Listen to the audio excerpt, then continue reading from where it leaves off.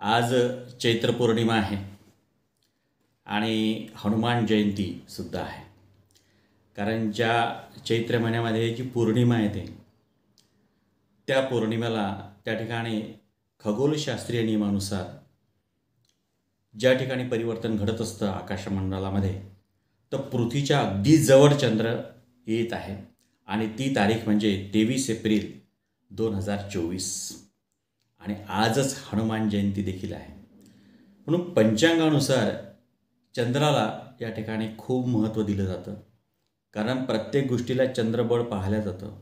याचं कारणही वैज्ञानिक असं आहे की चंद्राची जे शीतल किरणं निघतात आणि त्या किरणामुळे ज्या लहरी त्या ठिकाणी ध्वनित होतात, त्या लहरींचा परिणाम माणसाच्या या ठिकाणी आचारविचारावर होतो, संस्कारावर होतो, शरीरावर होतो.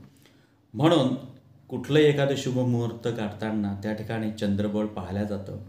हे वैदिक पंचांगानुसार या ठिकाणी संस्कृती आहे आणि आध्यात्मिक अशा प्रकारचा या ठिकाणी वारसा देखील आपल्याला मिळालेला आहे. आता हा चंद्र जो आहे, हा चंद्र या दिवशी कसा दिसणार आहे, तर हा गुलाबी रंगाचा दिसणार आहे.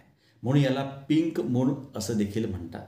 म्हणून जेव्हा पृथ्वीच्या जवळ अगदी चंद्र येतो तेव्हा त्या ठिकाणी त्याचा प्रकाश जो असतो चंद्राचा तो अधिक तेज होतो आणि त्याचा रंग आपल्याला गुलाबी नाही तर एक गोल्डनसारखा त्या ठिकाणी कलर दिसतो आणि यालाच पिंक मून असं म्हटलं जातं.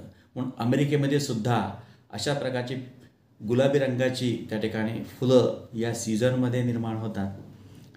तर त्या ठिकाणी त्या फुलांच्या नावावरून देखील ह्या पिंक मून हा त्या ठिकाणी संबोधण्याचा प्रकार या ठिकाणी दृढ झालेला आहे असं या ठिकाणी पाहिलं जातं. म्हणून चंद्र हा आज त्या ठिकाणी आपल्याला गुलाबी रंगाचा दिसणार आहे.